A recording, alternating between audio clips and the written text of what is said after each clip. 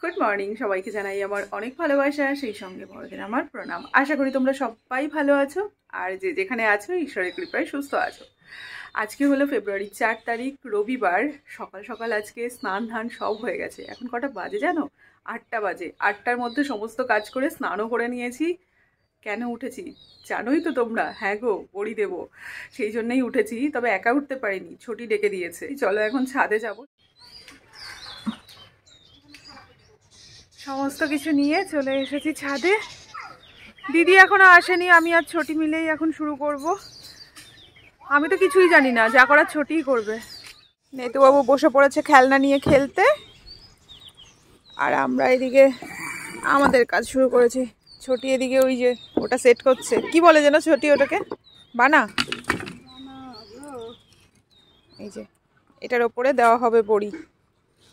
তোমার জন্যই অপেক্ষা করছি, তাড়াতাড়ি এসো এসো এসো এসো। দিদিও চলে এসেছে। বড়ি দিতে যে কত কিছু লাগে গো, উঠতে আর নামতেই আমি হাঁপিয়ে গেলাম। না জানলে যা হয়, তবে আজকে জানবো সব, তোমাদেরকেও বলবো। হ্যাঁ চলো, সবাই কাজকর্ম শুরু করে দিয়েছে। আবার নিচে গেছিলাম, আবার একটা জিনিস ভুলে গেছিলাম। এই যে থালা নিয়ে এসছি।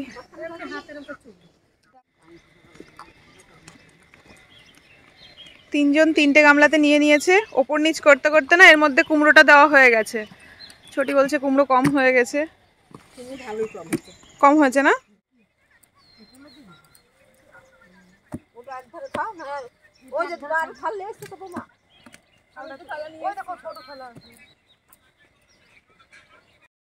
আজকে সকাল সকাল ঘুম থেকে উঠে যেমন ভালো লাগছে, তেমনি সবাই মিলে একসাথে কাজ করতেও ভীষণ ভালো লাগছে।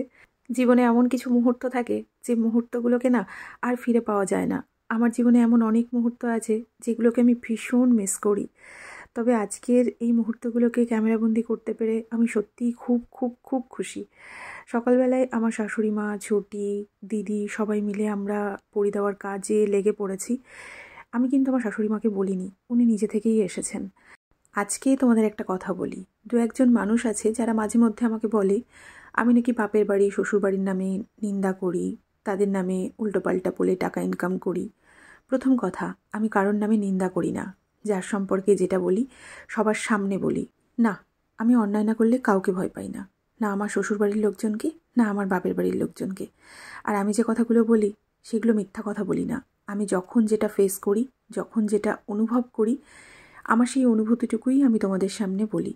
অতি রঞ্জিত করে বাড়িয়ে চাড়িয়ে রংচং লাগিয়ে কিছু বলি না, বরঞ্চ যতটুকু ফেস করেছি তার 10% তোমাদের বলেছি, বাকি 90% আমার মনেই রয়ে গেছে।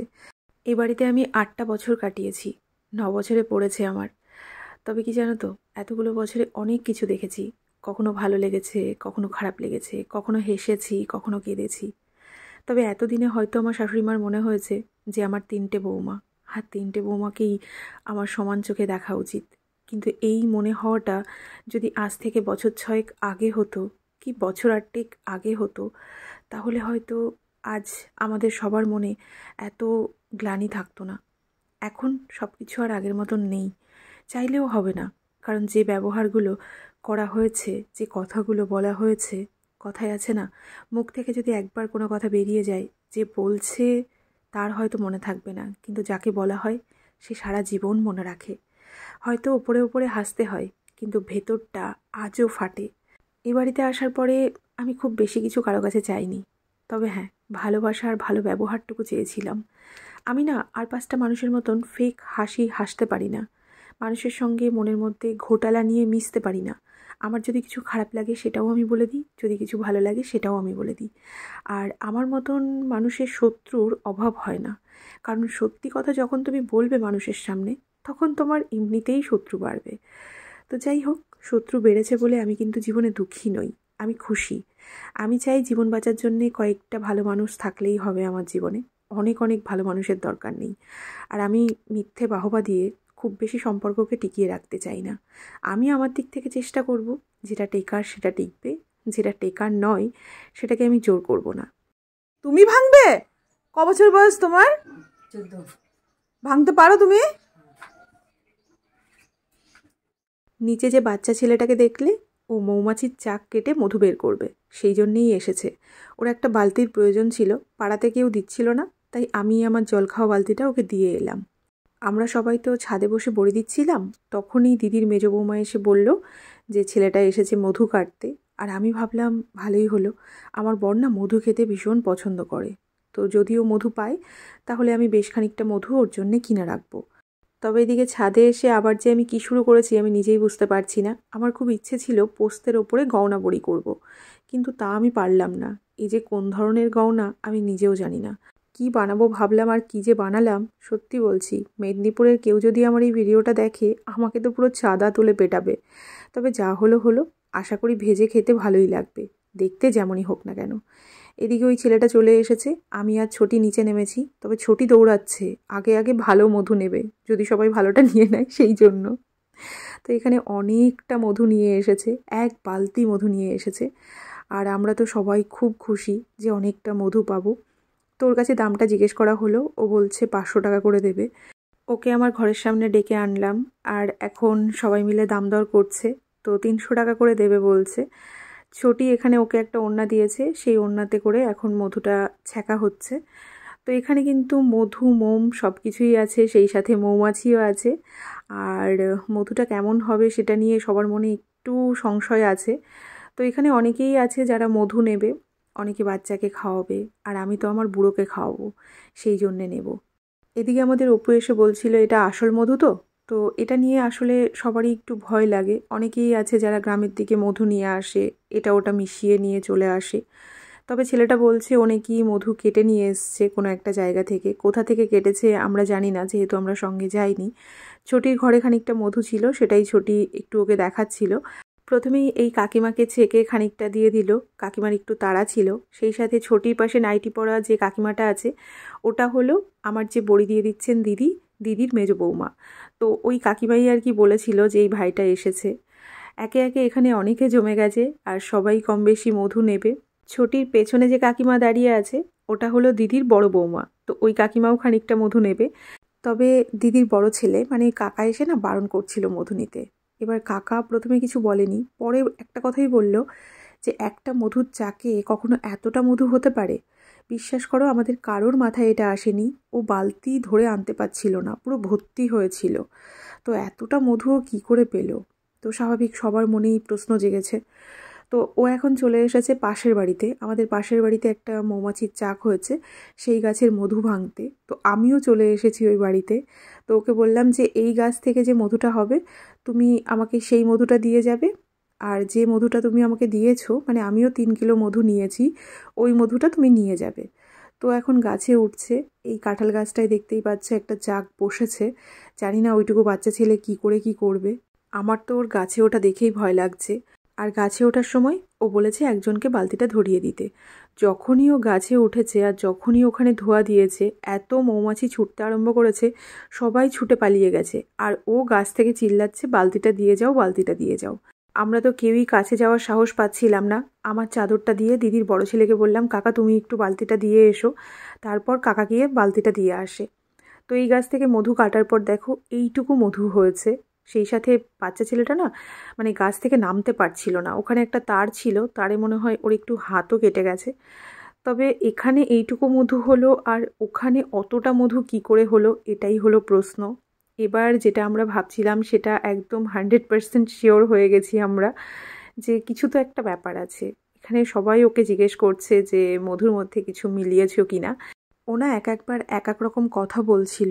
মানে একবার বলছে ও একা এসেছে, একবার বলছে ওর বাবা আর ভাই আছে, একবার বলছে ওর বাবা আর ভাই ইটভাটাতে কাজ করে, সেখানে আছে। আমি জিজ্ঞেস করলাম কোন ইটভাটাতে, সেটা ঠিকঠাক করেও বলতে পারছে না।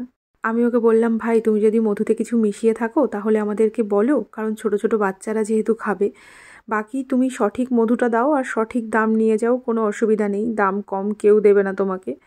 কিন্তু ও এত কনফিডেন্সের সাথে কথা বলছে, ও কিছুতেই স্বীকার করছে না যে ও মধুতে কিছু মিশিয়েছে। ও একই কথা বলছে এক একটা গাছ থেকে 7 কিলো 8 কিলো করেও মধু হয়। কিন্তু আমাদের গ্রামে এত বড় চাক কোথাও নেই যেখানে 7-8 কিলো মধু হবে।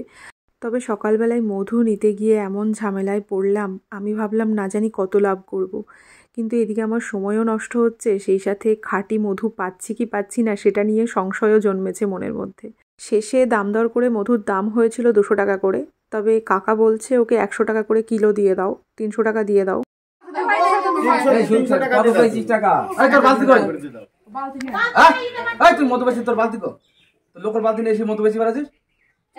আমার বাড়ির থেকেই বালতি নিয়ে গেছে, ও আমার বালতি নিয়ে গেছে।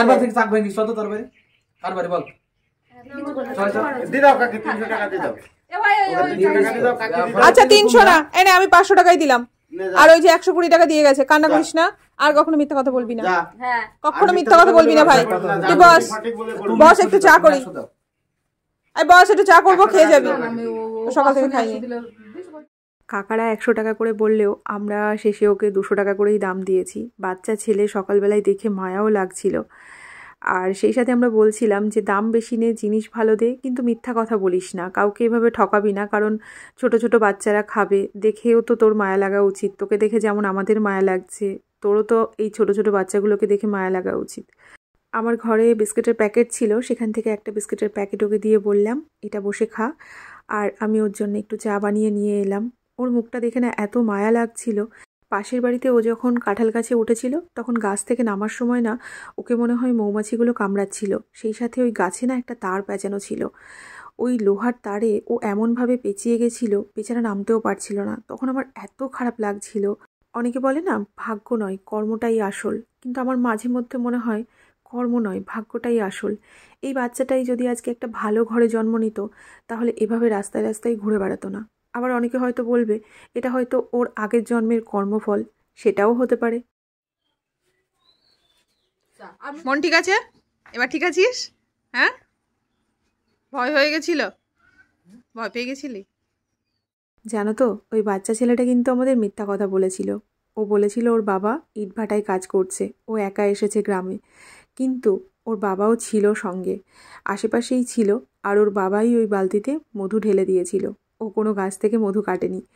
আমরা সবটা জেনেও আর ওকে বেশি কিছু বলিনি। ওর বাবা থাকলে হয়তো গ্রামের লোক ধরে মেরেই দিত, কিন্তু বাচ্চা ছেলে বলে কেউ কিছু বলেনি। এদিকে আমাদের বড়ি দেওয়া হয়ে গেছে, সবশেষে দিদি লঙ্কা সিঁদুর কী কী সব দিল। এবার আমরা নিচের দিকে যাব। সকাল থেকে আমি তো কিছু খাইনি, দিদিরা চামড়ি খেয়েছে, তো এখন গিয়ে আমিও কিছু খাবো। নিচে এসে আগে কাল রাতে রান্না করা তরকারিটা গরম করতে বসিয়েছি। ছোটিকে আর দিদিকে একটু তরকারি দেব। আমি তো এখন চামড়ি খাবো, তবে দিদি আর ছোটি ভাত খাবে। একটা বাটি নিয়ে প্রথমেই চলে এলাম ছোটিকে দিতে। ওকে দেওয়ার পর এখন ভাবছি ভাতটা আগে বসিয়ে দেব, কারণ আজকে তো আর রান্নাবান্না তেমন কিছু করব না, তরকারি করা আছে, শুধু ভাতটাই করব। সকালে একটা দুধের প্যাকেট কেটেছি, আর এদিকে দিদিকে খোঁজ করছিলাম। দিদি কাকিমাদের বাড়িতে ছিল। আমি খাবো, তুমি খাও, তুমি মাছের ঝোলটা নিয়ে যাও। দিদিকে তরকারি দিয়ে আমি একটুখানি ছাতু মুড়ি মেখে নিয়েছি। না না, একটুখানি মাখিনি, অনেকটাই মেখেছি। তোমরা ঠিকই বলেছ, মুড়ি মাখলে আমার কম হয় না, কোনো জিনিসই আমার কম হয় না, তবে এখন থেকে কম খাওয়া শিখতে হবে। দেখা যাক কবে পারছি। তবে আপাতত খানিকটা মুড়ি আমি দিদিকে দিলাম। তো দিদিকে বললাম ছাতু মুড়ি একটু খেয়ে দেখো কেমন লাগে। দিদি আগে কখনো খায়নি, আজকেই প্রথম টেস্ট করছে। সেই সাথে আমিও বসে পড়েছি দিদির সঙ্গে খেতে, আর ছোটি ওদিকে ঘর মুছছে। তো ঘর মুছে ও যাবে বাসন ধুতে। তো কলপারে আমার বাসন ওর বাসন দুজনার বাসনই ছিল, মানে যে বাসনগুলোতে বড়ি দিয়েছিলাম সেই বাসনগুলো ছিল। তো ও বলছিল মেজদি আমি মেজে দিচ্ছি, তো আমি বললাম না তুমি মাজো, আমি ধুই, তাড়াতাড়ি হয়ে যাবে। আমাদের কলটা না চাপতেও বেশ কষ্ট হয়, আর একদম অল্প বাসন না, অনেক বাসন আছে। তবে আজকে না অনেক দিন পর কলে বাসন ধুচ্ছি। এদিকে যে ভাতটা বসিয়ে গেছিলাম সেটা একদমই ভুলে গেছিলাম। এসে দেখছি যে ভাতটা পুরো নরম হয়ে গেছে। এবার তাড়াতাড়ি করে একটু ভাতের মাড়টা জড়িয়ে নিই। মধু কিনে ঠকেছি না জিতেছি আমি জানি না, এটা আসল না নকল সেটা তো বুঝতে পারবো ও আসার পরে, ও যখন খাবে তখনই বুঝতে পারবে। তো এটাকে আমি একটা কাচের বড় জারে রাখলাম। এখানে 3 কিলো মধু আছে, তবে মৌমাছিটা দেখো কেমন করে খাচ্ছে। অনেক দিন রূপচর্চা করা হয়নি, হাতের সামনে মধুটা পেলাম বলে আসল হোক বা নকল মুখে একটু লাগিয়েই নিলাম, সেই সাথে ঠোঁটেও একটু লাগিয়ে নিলাম। দেখলাম নেতুবাবু আর নেতুবাবুর মা আসছে, নেতুবাবুকে এখন স্নান করাবে, ওর মুখেও একটু লাগিয়ে দিলাম। তবে আমাদের দুজনের রূপচর্চা করা দেখে নেতুবাবুর মাও রূপচর্চা করতে শুরু করলো। ও এখন কৌটাটা মুছে মুছে মুখে লাগাচ্ছে আর আমাকে বলছে এর মধ্যে একটুও নেই। তোমরা দুজন সব মুছে নিয়েছো। আমি বললাম দেখো এখন অনেকটা আছে, তোমার মুখে হয়ে যাবে। কালকের আজকের বেশ কিছু জামাকাপড় ছিল, সেগুলো নিয়ে এখন চলে এসেছি ছাদে। ছাদে একটু জামাকাপড়গুলো মেলে দেব। সেই সাথে পাশের বাড়ির কাকিমা বলছে চারিপাশ দিয়ে নাকি হনুমান ঘোরাঘুরি করছে। কে জানে বাবা কখন আবার হামলা বলবে। জামাকাপড়টা মেলে সবে নিচে গেছি আর অমনি দেখছি হনুমান সত্যি চলে এসেছে। আমিও ছাদে এসেছি, তবে হাতে না কোনো লাঠি নিয়ে আসিনি। একটা ঝুড়ি পেয়েছি বাসে, সেই ঝুড়িটা নিয়ে এসেছি। ওকে আমি ঝুড়ি দেখাচ্ছি আর ও ওদিক থেকে আমাকে দাঁত দেখাচ্ছে, যেটা দেখে আমি ভয়ে পালিয়েছি। তারপর একটা বাঁশ নিয়ে সবাইকে ডেকে নিয়ে এবার আমি একটু বীরত্ব দেখাচ্ছি। দেখ তোর সাথে করতে এসছিস বাবা, তুই নিচে চলে যা। কেমন মজা হবে, বসে আছে বাবা, কি কষ্ট করে সকালবেলায় বড়ি দিয়েছি। নিচে এসে দেখি আখি অর্ককে নিয়ে চলে এসেছে, তো আমি একটু অর্ককে কোলে নিয়ে নিলাম। সেই সাথে নেতুবাবুকে স্নান করিয়ে নেতুবাবুর মা এখন একটু সাজুগুজু করিয়ে দিচ্ছে। আর আমাদের অর্কবাবু এতদিন কথা শিখেছিল, এখন তো হাসতেও শিখে গেছে জানো। তবে আমার মনটা পড়ে আছে ছাদে। অর্কবাবুকে ওর দিদির কাছে দিয়ে আমি চলে এসেছি ছাদে পাহারা দিতে। এখন লাঠি নিয়ে বসে আছি। এত কষ্ট করে বড়ি দিয়ে যদি হনুমানে খেয়ে যায় সেটা তো খারাপ লাগবেই বলো। এত কষ্ট না করলেও হতো, হয়তো বাজার থেকে কিনে খেলেও পারতাম। কিন্তু কি বলো তো, আমার শ্বশুরবাড়িতে না সবাই অনেক অনেক বড়ি দেয় আর সারা বছর অনেক অনেক বড়ি সবার ঘরে থাকে। আর আমার বর না ভীষণ বড়ি খেতে ভালোবাসে, তো আমি তো আগে কোনো দিন দিইনি, তবে ওর জন্যেই বিশেষ করে এবার আমার বড়িটা দেওয়া। তো যাই হোক ভালোই ভালোই সবটা মিটে গেছে, এখন সকালেই বাঁচি। কিন্তু আমি ওখানে বসেছিলাম, তার সত্ত্বেও পেছন দিক দিয়ে হনুমান এসেছিল। তো ভাগ্যিস দিদি আর আমার শাশুড়ি মা নিচে থেকে দেখতে পেয়েছিল, তো ওনারা চিৎকার করে আমাকে বলল। তো আমিও তাকিয়েছি আর হনুমানটাও হাত বাড়িয়েছে। তো যাই হোক খেতে পারেনি, তবে 1 সেকেন্ড পরে যদি আমি তাকাতাম তাহলে 2-4টে নিয়ে যেত। ও হাত বাড়িয়েছে আর আমিও তাকিয়ে পড়েছি। যাই হোক এখন হনুমানের সঙ্গে আমিও হনুমানই খেলছি। আমিও ওদের পেছনে দৌড়ে দৌড়ে তাড়া করে বেড়াচ্ছি। সারাদিন আজকে আমার মনে হচ্ছে এভাবেই কাটবে। তবে পাশের বাড়ির ঠাকুমা বলছে তোর সাহস আছে। আমি ঠাকুমাকে বললাম সাহস না দেখিয়ে উপায় আছে। যখন কোনো কিছুতে ভয় লাগে, সেই ভয় লাগছে কতটা বলার জন্যে তো লোকের প্রয়োজন। তো আমার কাছে তো সেই লোকটাই নেই, তো আমি কাকে কি বলবো। ভয় লাগলেও আমার কিছু করার নেই, সেই ভয়কে জয় করা ছাড়া। আজকে আমি সকালেই স্নান করে নিয়েছি, তবে আজকে আরেকবার কাক স্নান করতে হবে, কারণ মধু লাগিয়েছিলাম, চুলে লেগে গেছে। সেই সাথে ছাদে ভীষণ নোংরা, যেখানে সেখানে বসে পড়ছি। তো ছোটিকে বসিয়ে এখন আমি যাব একটু স্নান করতে। তবে ছোটি না হনুমানে ভীষণ ভয় পায়। তো আমি কোনো মতে তাড়াতাড়ি করে স্নানটা সেরে বাটিতে দুপুরের খাবারটা নিয়ে চলে এসেছি ছাদে। আর আমি আসার পরে ছোটিও গেছিলো নিচে খাবারটা আনতে। তো ও এখন ছাদে বসে খাবে। আমি ওকে বললাম আমার পাশে বসতে, কিন্তু ও তো আমার পাশে বসলো না, কারণ ও তো রোদেই বসবে। আর আমার আবার রোদ ভালো লাগে না, সেই জন্যে আমি ছায়াতেই বসেছি। আর এখন দুজন গল্প করতে করতে দুপুরের খাবারটা খাচ্ছি। খাওয়া দাওয়া সেরে এখন চলে এসেছি কাকিমাকে একটু সাহায্য করতে। যেহেতু ছাদেই বসেছিলাম, দেখলাম কাকিমা সর্ষেগুলোকে চালছে, তো আমি বললাম তুমি দিয়ে দাও, আমি একটু চেলে দিই, তাড়াতাড়ি হয়ে যাবে। আসলে যেহেতু সামনেই বিয়ে, বাড়িতে তো অনেক কাজ, আর সকাল থেকে বিকাল হয়ে যাচ্ছে, আর বাড়িতে ফসলও এসেছে, তো কাকিমার একটু কষ্ট হয়ে যাচ্ছে। আর আমিও মনে হচ্ছে সন্ধ্যার আগে নিচে নামতে পারবো না। হনুমানগুলো চারিপাশ দিয়ে ঘোরাঘুরি করছে। তবে শুধু আমি নই, আমার মতন পাশের বাড়ির জেঠিমাও কিন্তু ছাদে উঠে বসে আছে, কারণ জেঠিমারাও আজকে বড়ি দিয়েছে। ওই দেখো জেঠিমা। তবে হনুমান যতই অত্যাচার করুক না কেন, রোদ আজকে খুব ভালো দিয়েছে। এক রোদে বড়ি কিন্তু অনেকটা শুকিয়ে গেছে। কালকে যদি এরকম রোদ হয় তাহলে বড়ি মোটামুটি ভালোই শুকিয়ে যাবে। এদিকে নিচে এসে আমার মাথায় হাত। এখন বাজে 6টা মতো। অন্ধকার হওয়ার পরেই আমি ছাদ থেকে নামলাম, আর এসে দেখি বিড়ালে আজকে আমার তরকারির মাছটা খেয়ে নিয়েছে, সেই সাথে সমস্ত জায়গা নোংরা করেছে।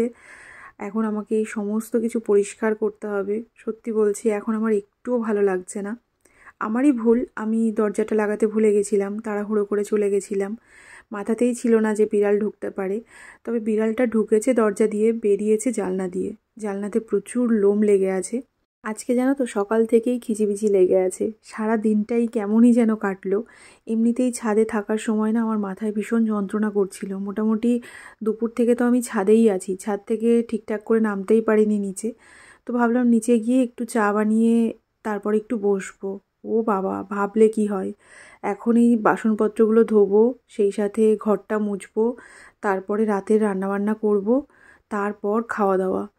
তো যাই হোক, আজকের মতো ব্লগটা তাহলে এখানেই শেষ করছি। তোমরা সবাই সাবধানে থেকো, নিজেদের খেয়াল রেখো। টাটা।